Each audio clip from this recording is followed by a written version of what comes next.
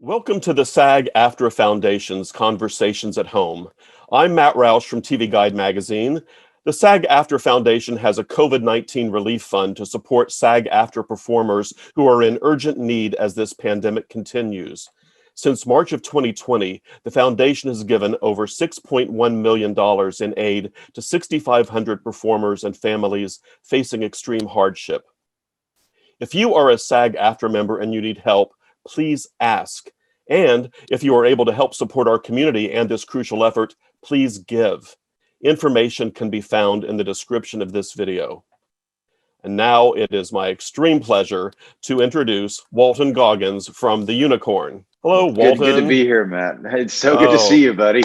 Oh, it's good to see you too from across a land. Zoom is amazing. So I'm thrilled to see you. I'm thrilled to see your show. I'm thrilled to see you in this show. It is from the very beginning, it's been such a pleasant surprise to have a show like this on the air and to have you in it. I think there's much surprise about the fact that a show like this even exists, because it's one of those rare things being in all regards like a really sweet comedy. It's nice, good people trying to just move on in life, and there's something just so positive and uplifting about it.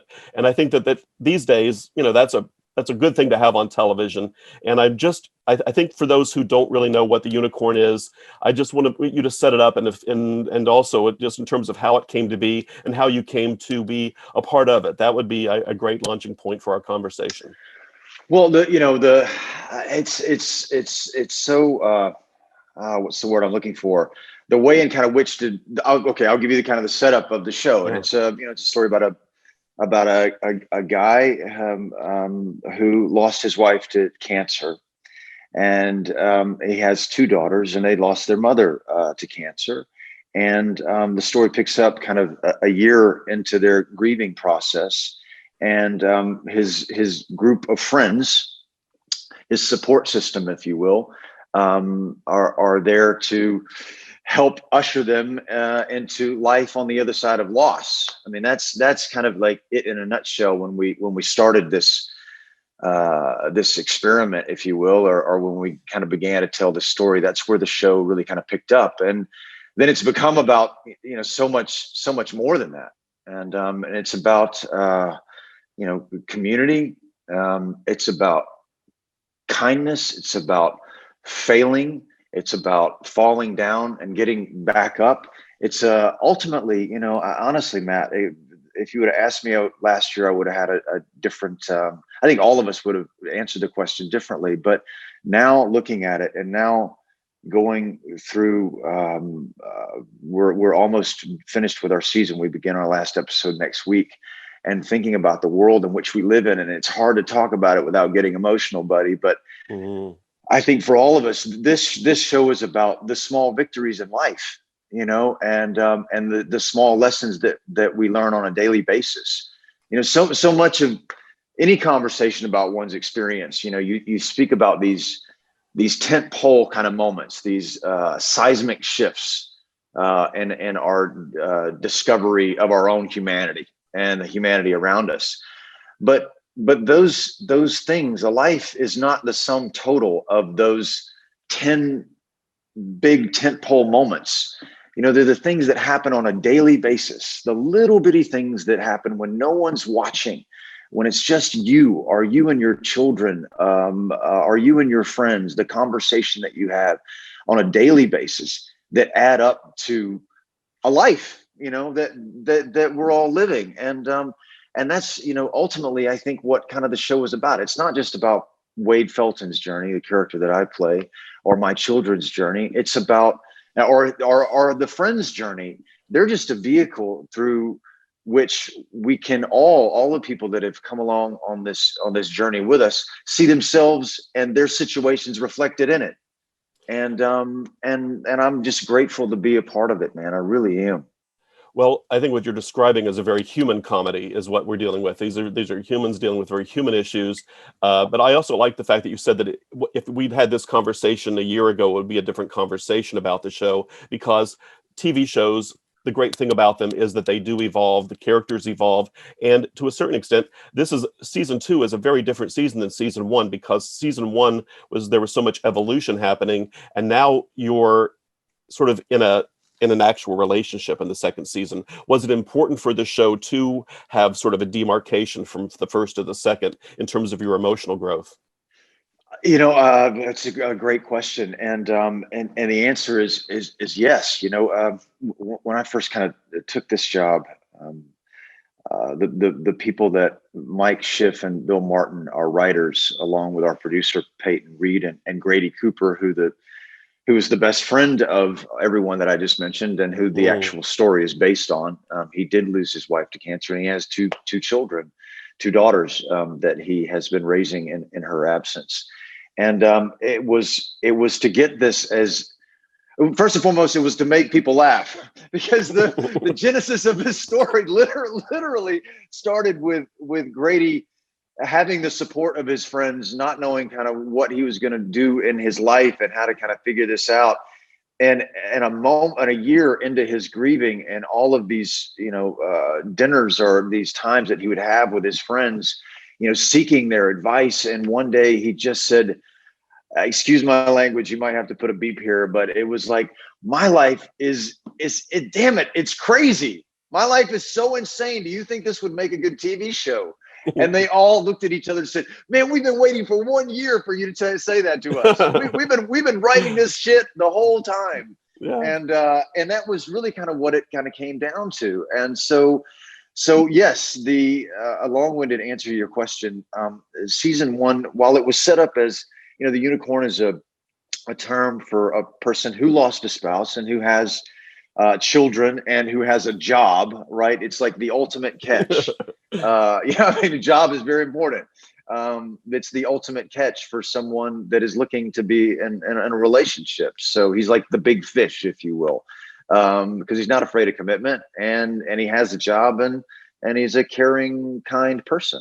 But it's, like I said earlier, it's become so much more than that. But the journey of Wade Felton and his family, we needed to deal with the loss of his wife, and not just how that affected him, it's how it affected his daughters and how it affected his friends. And the way that these things go, you never know if you're going to get picked up or not, even though we've had the full support of CBS.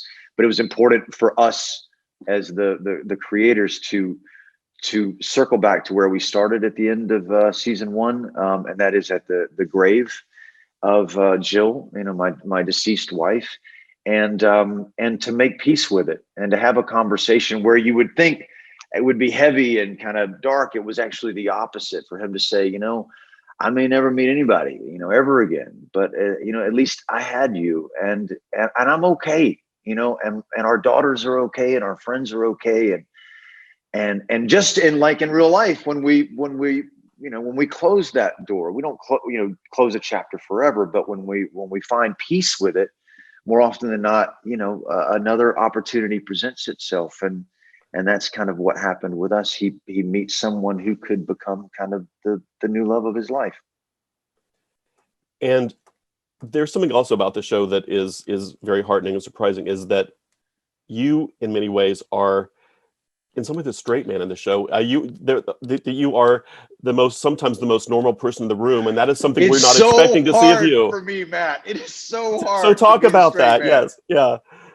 Well, I first and foremost, we have the great Michaela Watkins and Rob Cordry and Maya Lynn Robinson and Omar Benson Miller.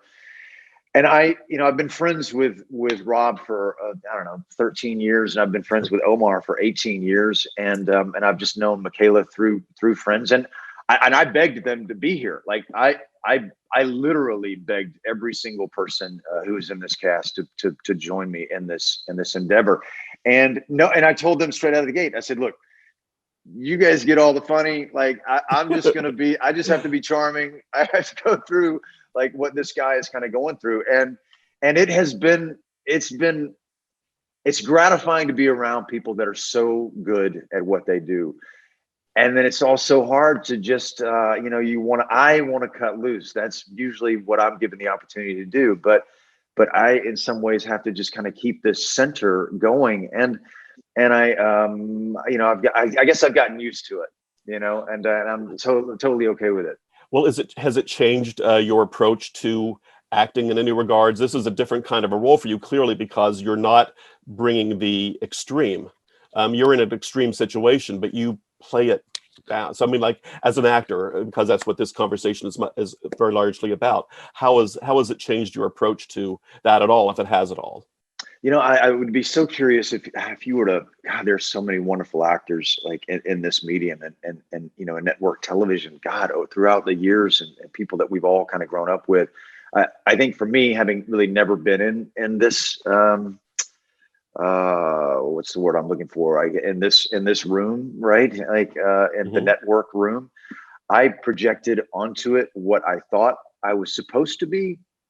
And I was just racked with anxiety about not being able to fully kind of express myself, like kind of in this way.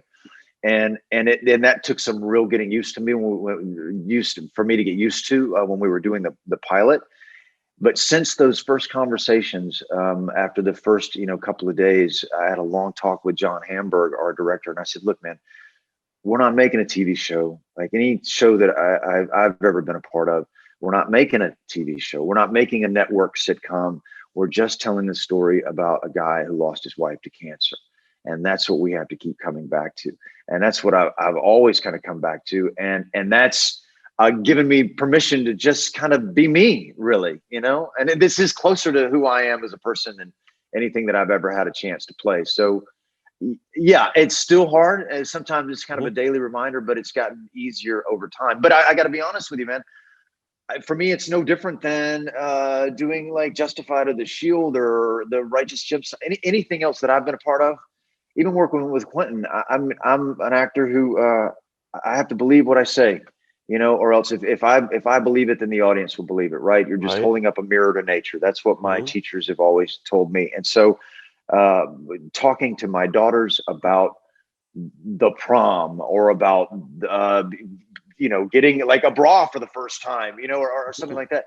To me, that has to be very serious and I have to believe it. So I still sit in a chair off the set, by myself while Michaela and Rob are able to just laugh and then walk in front of the camera and turn it on. That hasn't changed for me. I'm still that guy, even though I'm in this medium.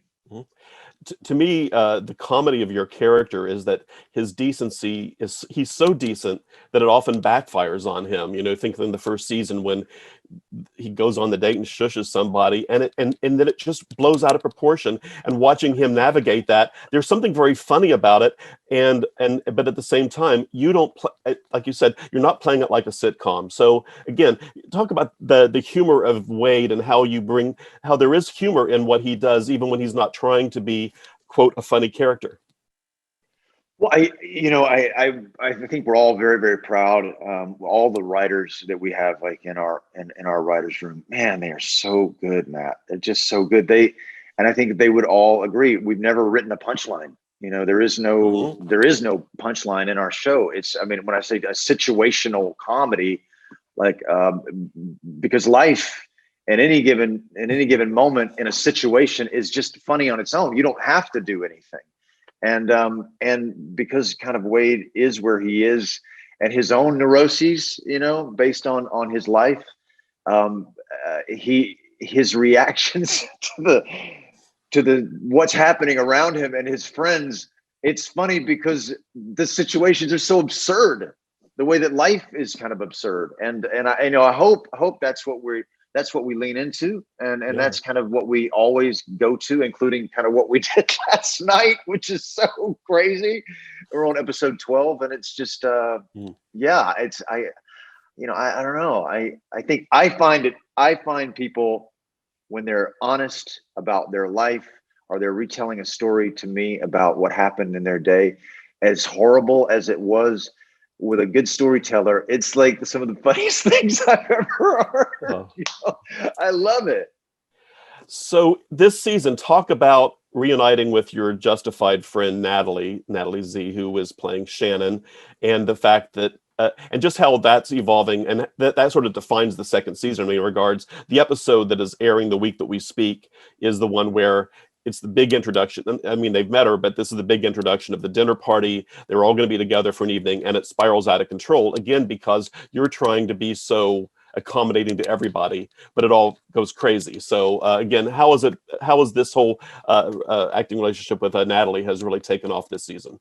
Well, first and foremost, Matt, like, we've known each other a long time. Natalie Z, I think, can do no wrong, and she's one of my favorite actors working today. And when this opportunity kind of came up, I called her, begged, said, "Hey, please, I'm asking you to do this," and she said, "I'm in." But not losing the thread. I never did a scene with Natalie. She did The Shield. I never did a scene with her. She did Justified. I never did a scene with her, but we became really good friends offset. And it's just been such a joy watching this relationship unfold. And the conversations that we had with Natalie straight out of the gate was, this is going to be as real as possible. We're not going to gloss over how complicated this relationship is going to be, and we're going to try our best not to miss a step, right? Because you would think they meet each other and then it's they live happily ever after, and that's just not reality.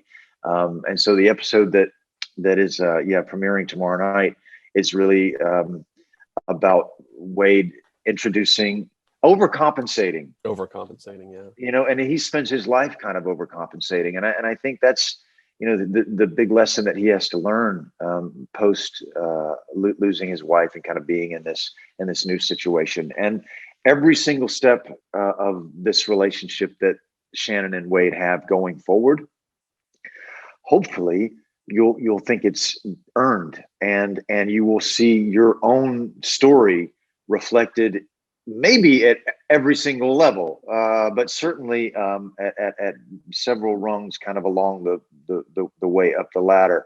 And then the way that it concludes, I obviously can't give that away, but it's deeply impactful, and satisfying, I hope. Well, she's wonderful. I'm glad you finally get to work together, because you've been on such amazing shows together, and she's always popped as well off the screen. So, so let's step back just a little bit, because, as you said, this role is the closest to you've ever played, and you have played some very, very memorable characters along the way. But I kind of want to know how it all gets started.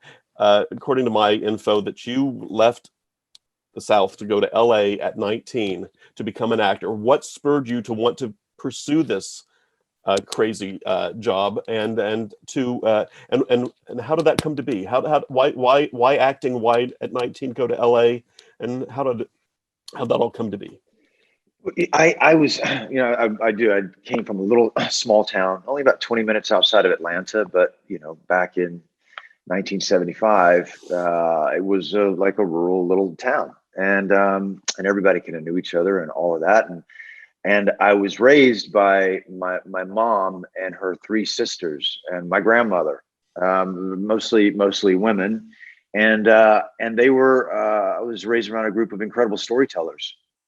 And, we had TV for sure, but more often than not, we did sit on the front porch. We had a front porch, and people told stories. And I had an amazing group of storytellers in my family, and my aunt and uncle, my aunt and her husband was an actor in the theater, and did equity houses all over the country. And I grew up watching her on stage, and it's as if everybody in my family was performers. They were constantly performing in front of each other and making each other laugh, and drama. And it was insane. It was a wonderful chaos in my childhood. And so I just had it kind of in the back of my mind, that I saw what it did for my aunt, and I saw the joy that she derived from saying someone else's words and moving an audience. And I thought, wow, what a powerful way of communicating. And I thought that, maybe that, that's for me. And it was never ego. I never really kind of wanted anything other than to tell stories. And so I started in Georgia with a group of actors, like Kyle Chandler was in my group, and this Ray McKinnon was like like my like a father figure to me, and it was a big group of really talented actors from Atlanta, and I just started in Atlanta. I did 2 or 3 jobs in Atlanta, and I was in school, and I thought I would literally go into law. I thought I wanted to be like a lawyer. I just wanted to. I was a pretty poor kid, and I just wanted some kind of monetary success. And then I got this ticket from American Express in the mail, or this invitation from American Express for a credit card, and to take on debt, right, when you're in high school or in college. Yeah. But it was like 2 round trip tickets for $99 east of the Mississippi, or $199 west of the Mississippi. And I saw this opportunity as a chance to get out, to leave school and to leave my house and to begin my journey, somewhere else in the world. And I just looked at it as a great adventure. I had no expectations really beyond growing as a person, and took off at 19 and arrived with $300 in my pocket, and started studying. So study was part of it. I was listening to a couple of your NPR interviews from the past, and how you had been coached early on to drop your Southern influence in your speaking voice, right? So yeah. Drop the accent.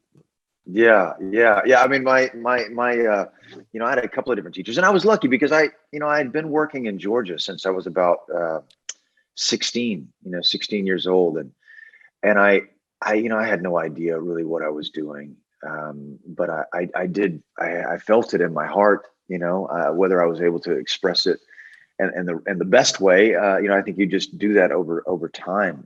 You're able to kind of hone your craft, or the way in which you want to tell stories. But I got here, and I had 2 acting teachers, David LeGrant and Harry Master George, and like so many people that are around today were in those classes, and I was first in class with like Toby Maguire, and then my first acting teacher looked at me a year into it and saw my earnest heart. Like, I just wanted to learn. I'm a great student. I just want to learn. I don't care about anything other than getting good at something, and not even good compared to other people. I just want to believe it. That's all. I just want the drug that we're all looking for. And he looked at me and said, "Look, Walton, you better work harder than everybody in the room, because you don't have the looks. So you have to have the talent, and that requires doing the work, man." And that stuck with me, that work ethic from the very beginning. And losing the accent was, like a part of that, and reading Shakespeare sonnets while valet parking cars on Ventura Boulevard. So it's learning and paying your dues and all of that. Now, you had talked about Ray McKinnon from Georgia being a father figure, mentor, and he would get pissed off. He would get pissed off if he heard me say that. He would say, like, "How about an older brother, dude? Older brother. Let's not go with father. How about that?" That's even better. I like that even better. But now, did he make the same trajectory? Did he move to LA as well when you started doing your collaborations together? He did. Yeah. I think maybe, I don't know if I moved out a little bit before him, or he moved out. I think he moved out maybe 6 months before I did.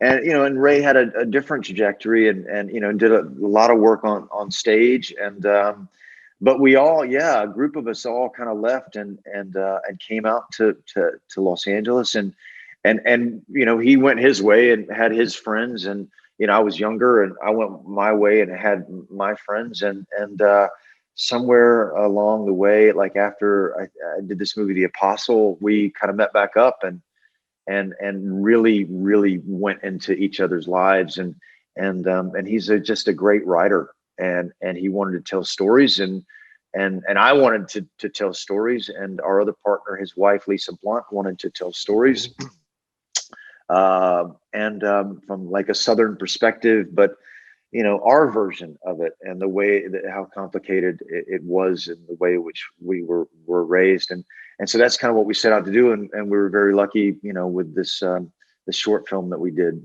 through family and friends and raised the money, and it kind of worked out for us. Well, that's awesome. You've also, I mean, what I enjoy about following your career is that you have stayed, you're loyal to the folks that you work with, or you have really strong connections with those, so that you stay with them. So that with Sean Ryan, you have done a couple of projects, Danny McBride, a couple of projects. Can you talk about your work with both of those, Sean and Danny? Such very different kinds of roles that they have given you to play, but in terms of playing Shane and to some extent Venus Van Dam, which is extremely extreme, and with Sean, and then playing the characters you've played with Danny. You know, my opportunity with Sean Ryan and Chickless and CC and Kurt Sutter, and I mean every single Glenn Mazzara, everybody on that show. We all have those seminal moments in our life, and to say that wasn't one of the most important, I'd be lying to myself.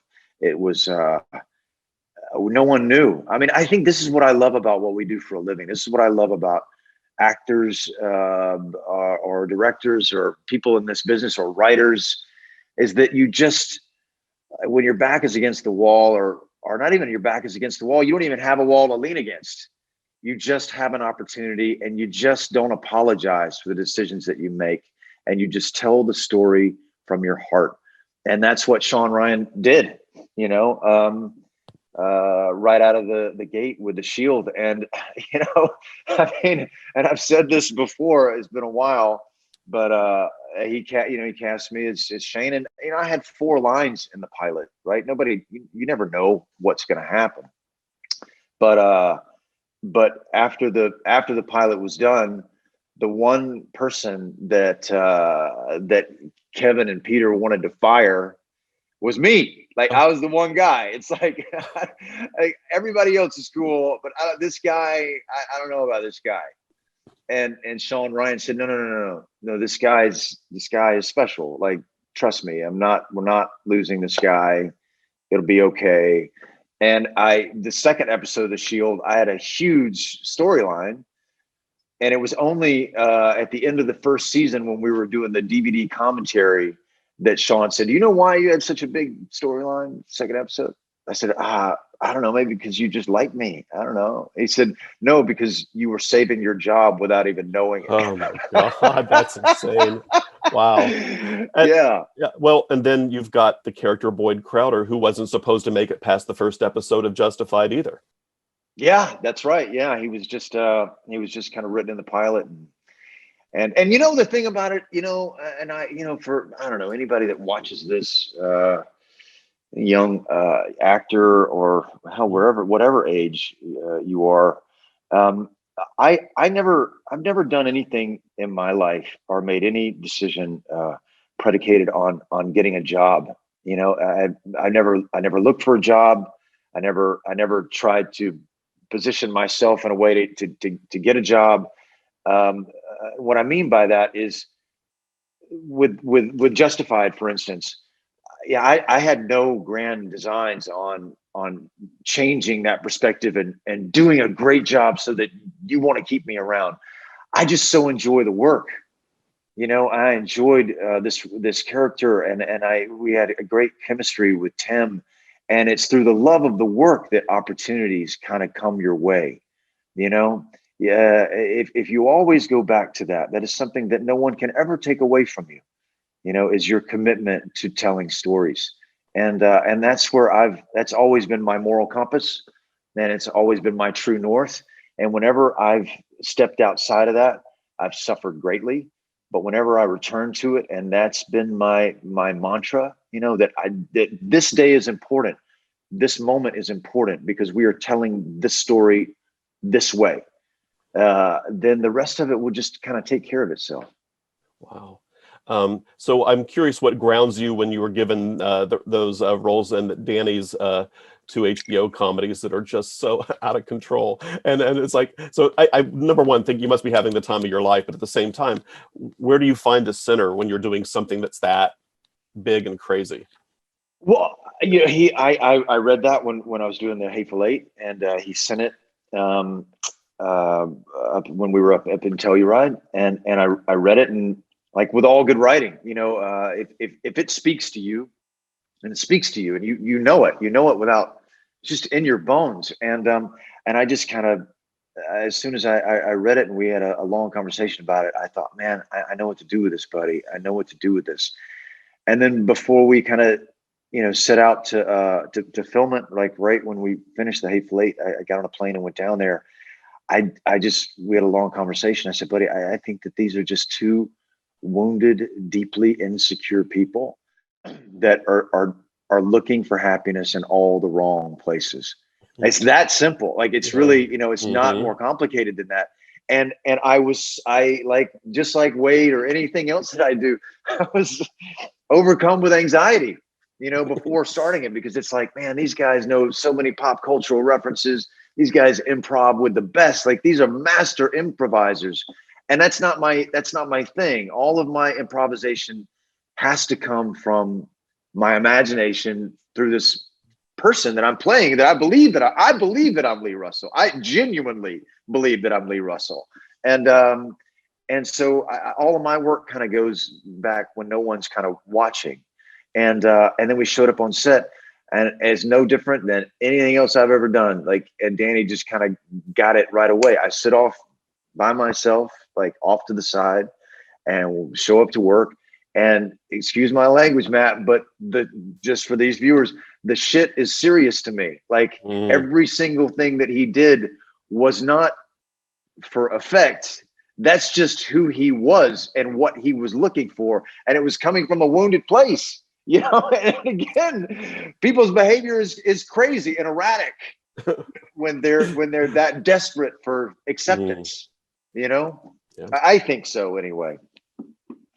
Well, to bring it back around to Unicorn, before we finish our conversation, which is already, the clock is ticking. I'm sad to say. This is just so lovely, man. It's so lovely. Oh, I'm having a great time. But in 2016, you talked to NPR around the time of The Hateful Eight, saying that you've never gotten to be in a romantic comedy. Do you consider Unicorn to some extent your romantic comedy? Yes, I guess. But I just can't believe it, man. When this whole opportunity kind of came my way, and really kind of talking to my reps and talking to these guys, I said, let's just try to turn that boat just a little bit. I mean, let's don't compare ourselves to anybody. Let's just tell this story as earnest. Let's just be unapologetically earnest and kind, and not look for pats on the back. Let's just be nice to each other, because a lot of people are really nice to each other, in their life. And that's what maybe we all needed in our lives at that moment. But I feel like this is the romantic comedy that I would never get the opportunity to play in a movie, and maybe that changes now. I don't know, but I'm having the time of my life. I love it so much. And you hit the mother load with the two girls that play your daughters too. I gotta say, they're so natural. They're so good, and there's a rapport between you and them. And is there something that you think that you're giving them, or as they're entering this world, do you ever give them like the big picture of all these like philosophies that you've been sharing with us in terms of being able to tell the stories that really matter? Ruby J and Mackenzie Moss, and I think that it is incumbent upon you as a writer, upon anyone that is in front of the screen, that has had the opportunity to kind of be around and to make a living at it. In any business, to be quite honest with you, but like certainly in our business, this is what we're talking about. So I'll keep it here. You have a responsibility to pay it forward, and with love and with guidance, when you have some wisdom to impart in the right way, as long as it's not coming from ego and it's coming from the kindness in your heart, then you have an obligation to share it. And I've really taken on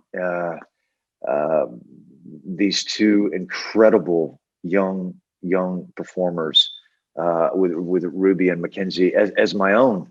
And when when we're in the middle of something, we're talking constantly, kind of back and forth. It's like, it's interesting that you went that way. Now I want you to think about it this way, or put your phone down.